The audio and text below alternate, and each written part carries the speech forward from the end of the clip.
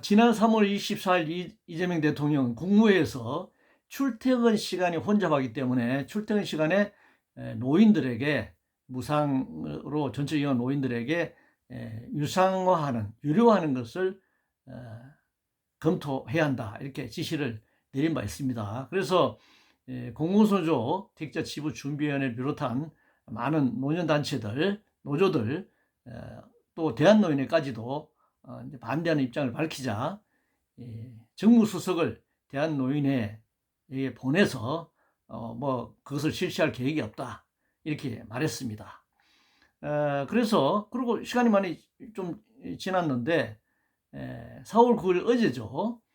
보건복지부가 느닷없이 이 출퇴근 시간에 대중교통, 버스나 전철을 이용하는 노인들의 안전을 위해서 복잡하지 않은 시간에 출근할 수 있도록 공공시설이라든가 공공근로라든가 이런 단시간 노동에 종사하는 노인 노동자들이 출퇴근 시간이 아닌 9시 출근이 아닌, 예를 들면 10시 출근을 한다든지 출퇴근 시간에 1시간 조정하는, 그 28만 명을 대상으로 출퇴근 조정하는 방안을 발표했고 아마 3월 14일부터 시행하겠다, 이렇게 얘기를 하고 있습니다.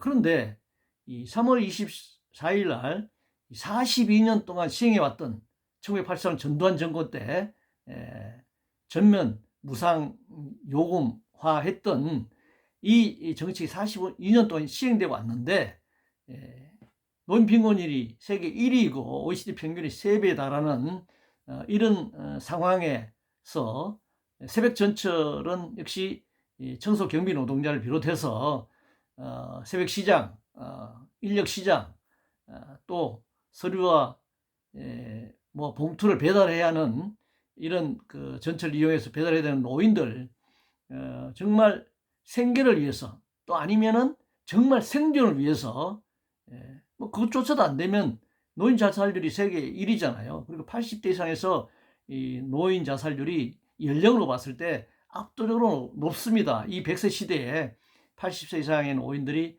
자살하거나 자살의 그런 위협에 처했을 정도로 생계와 생존 문제가 절박한 노인들이 많습니다. 그래서 새벽 전철을 타야 하고 또 출퇴근 시간에 전철 타 이동할 수밖에 없는데 요금을 부과하겠다, 그걸 검토해라, 이렇게 지시했단 말이에요.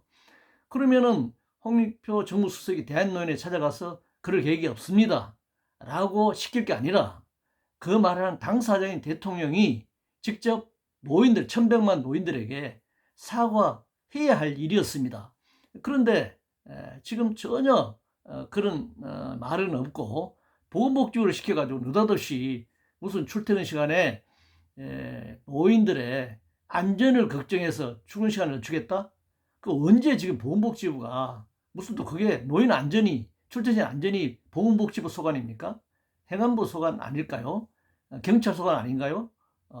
교통부 소관 아닌가요? 근데 왜 보건복지부를 시켜가지고 무슨 노인 안전 때문에 1시간 늦추겠다. 결국 출퇴근 시간, 복잡한 시간에 노인 타지 말라는 거 아닌가요? 이건 노인에 대한 차별입니다. 그리고 이게 28만 명이 다 출근 시간에 정해져 있고 자기 삶이 생활이 정해져 있는 거예요.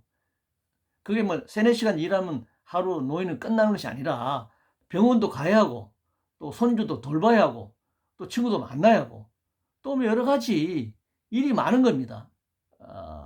백수가 과로사 한다는 말 있지 않습니까? 노인이라고 해서 그냥 할 일 없이 집구석에 처박혀 있는 존재? 그런 것이 아니에요. 대통령은 1시간이 자기는 5,200만 국민을 위해서 일하기 때문에 5,200만 시간이다, 이렇게 항상 강조하고 있는데, 내가 만약에 이런 정책적 과제에 대해서, 노인의 어떤 정책에 대해서 글을 쓰고 또 기자회견을 하고 주장하면 저는 1,100만 노인을 위한 시간을 할애하고 있는 거죠. 그럼 제 한 시간은 1,100만 시간으로 할 수 있습니다. 그런 식으로 설명하면 안 되는 겁니다. 권력을 가지고 뭔가 자기 지위가 높으면 굉장히 많은 일을 하는 것처럼, 그리고 노인이나 이렇게 권력이 없고 돈이 없고 이런 하찮은 사람들은 그냥 자기 이 생존에 겨우 하는 뭐 중요하지 않는 시간으로 이렇게 생각해서는 안 된다는 것입니다. 어떻게 28만 명의 지금 정해져 있는 생계와 생존을 위해서 일하고 있는 이 노동자들의 출퇴근 시간을, 하루의 삶의 계획을 정부가 마음대로 28만 명을 이렇게 획일적으로 이동 시간을 정하고 바꿀 수 있습니까? 이런 이동의 권리, 이동권, 이건 헌법에 아주 근본적 자유에 관한 거예요. 인권에 관한 겁니다. 생존권에 관한 것이죠. 그리고 헌법 11조 조항에 의해서 평등권에 관한 겁니다. 그 왜 노인들만 출퇴근 시간을 조정해야 하죠? 요즘 디지털 AI 시대에 왜 공공부문 쓸데없이 출근하지 않아도 집에서도 충분히 할 수 있는 많은 일, AI 그 코로나 시대 때 어떻게 했습니까? 다 재택근무 했잖아요. 그 재택근무해서 공공부문에 재택근무한 사무전문직, 공공부문에 재택근무만 했던 그런 기관이나 업종이나 그런 부분에서 문제가 생긴 것이 있습니까? 요즘 컴퓨터로 다 하는데.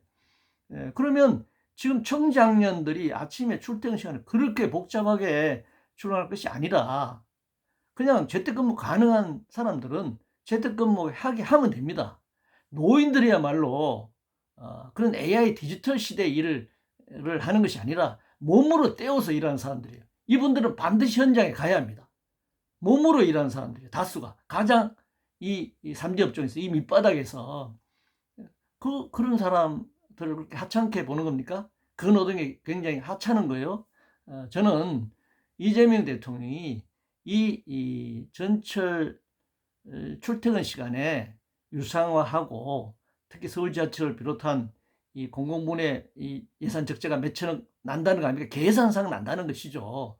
왜 공공부문 무상교통 정책이 되면 그것이 왜 손해로 계산돼야 합니까? 손해로 계산될 수가 없는 겁니다. 정부가 공공부문의 어느 나라도 공공부문의 이 대중교통 요금을 당사자의 요금을 받아가지고 그 경영을 하는 그런 나라는 없습니다. 다 국가가 대부분 지원하는 거예요. 그럼 철도공사 부분에 있는 이 지하철, 전철은 다 국토교통부를 통해 가지고 지원됩니다. 철도공사에. 근데 왜 서울 지하철을 비롯한 지방 공급에 대해서는 정부가 지원 안 하죠? 지원해야죠. 그렇게 되면 이것은 공짜 성취가 아니라 무상 성취한 겁니다. 무상급식과 같은 거예요. 그게 지금 무상급식을 누가 학교에서 학생들이 먹는 무상급식을 공짜밥이라고 하는 사람이 있습니까?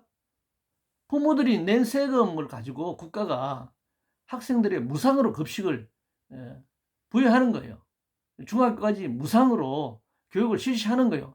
그게 공짜 배움입니까? 공짜 수업입니까? 왜 자꾸 노인들에게 공짜로 탄다 이런 개념을 자꾸 대통령이 만드는 거냐 이렇게 묻고 싶어요. 그래서 저는 지난 3월 24일 날 대통령이 한 발언에 대해서 공식 사과해야 한다. 근데 이것을 사과하지 않고 어물쩍 분칠해 가지고 보건복지를 통해서 마치 출퇴근 시간에 혼자 가니까 그것도 하나를 더 만들어 가지고 노인네들이 출퇴근 시간에는 안전을 보장할 수 없으니까 출퇴근 시간 아닌 시간에 출근하시라. 출퇴근 시간에 나오지 말고 집에 계시라. 한가할 때 나와서 전철 타시라. 공짜니까. 이런 식으로 본질을 호도해서는 안 된다는 겁니다. 이 1100만 노인들. 그리고 65세 이상의 40%가 생계와 생존을 위해서 일합니다. 물론 보람 있는 의미 있는 일을 위해서 직장생활 계속하는 사람도 있지만 다수는 생계와 생존을 위해서 일한단 말입니다. 그 440만 명이 그 전철 몇 푼 안 되는 것 같죠? 그 생존이 절박한 사람들에게는 그 무상 전철 그거 자체가 그 사람의 생존을 위해서 절대적으로 필요한 사람들입니다. 근데 얼마나 출퇴근 시간에 요금을 부과하겠다 한 말에 대해서 노인들의 자존감을 상하게 했는가? 그리고 대통령 스스로 노인복지법을 위반했는가? 그리고 우리가 정책이라고 하는 것이 쭉 42년 동안 진행되어 왔으면 그것은 하나의 이미 확정된 고정된 정책인 거죠. 그것을 대통령 마음대로 검토하라고 지시해가지고 바꿀 수 있다. 이렇게 생각하는 것은 오만이라고 생각합니다. 그래서 이재명 대통령은 노인들에게 사과하시고 지금 복지부를 통해서 그런 어물적 정책이 아니라 근본적인 정책, 수도권 교통이 왜 복잡합니까? 수도권의 모든 부분이 서울로 집중하기 때문에 그런 거죠. 그 뭐 지역 분산 정책 맨날 말만 하죠. 뭐 광역 통합하면은 몇 조를 준다 뭐 이렇게 말만 하는데 그렇게 하면은 지역으로 분산됩니까? 지금 그런 정책으로? 안 되잖아요. 그러니까 노인복지 정책, 뭐 기본사회, 기본소득 얘기하는데 하려면 제대로 하고 세금을 제대로 걷어가지고 제대로 이 기본소득 하든지 기본 정책을 교육주택 의료에 있어서 기본 정책을 펼친다면 수도권으로 몰려지 않고 지역으로 자동적으로 인구가 분산될 수 있는 겁니다. 정치적 목적으로 뭐 광역 이 시도를 통합한다고 해가지고 그게 인구가 지역으로 분산되지 않습니다. 지역은 지금 소멸지대예요. 제가 사는 곳에 저도 지방에 와서 살고 있습니다만은 노인 소멸이 아니라 청소년 소멸 대책 프랜카드가 붙어 있었어요. 붙어 있습니다. 지금 저희 마을에 곧 토론회 한다고 합니다. 그래서 학교가 다 폐교되고 농촌에 정말 노인들만 남는 이제 그조차도 노인들 자체도 급격하게 줄어들고 있는 이런 상황이란 말이죠. 그러니까 생존을 위해서 도시로 몰려와 있습니다. 그래서 이 재택근무라고 하는 것도 또 노인들의 출퇴근 조정이라는 것도 노인들을 중심에 놓고 이 교통혼전 문제를 얘기할 것이 아니라 근본적인 대책이 필요하고 그리고 재택근무나 이런 것들도 청장년들의 이 AI 디지털 시대에 그게 걸맞는 공공부문 사무 전문직에 있어서의 재택근무를 통해서 출퇴근 시간을 분산시키고 그 다음에 혼잡을 완화하는 그런 정책을 펼 수 있기를 바라고 또 OECD가 평균 3배 달하는 이 노인 빈곤율 문제를 급격하게 낮춰야죠. 3배가 뭡니까? 그러니까 빈곤율이 OECD가 3배이기 때문에 취업률도 3배예요. 그러니까 이 빈곤율을 OECD 평균으로만 낮춘다고 한다면은 오늘 이렇게 일하러 나오지 않겠죠. 그럼 교통 혼잡이 좀 완화되겠죠. 그럼 그 노인들이 하는 일자리 누가 해야 되느냐? 청장년이 해야 되는 거예요. 그럼 청장년이 하려면 어떻게 해야 되죠? 임금을 올려줘야죠. 그 부분에 있어서. 왜 그 부분들이 노인들이 일한다고 생각하세요? 청장년들이 가지 않기 때문에 노인들이 일하지 않습니까? 그러면 청장년들은 다 그 지금 엄청난 실업률이에요. 청년 실업률이 엄청납니다.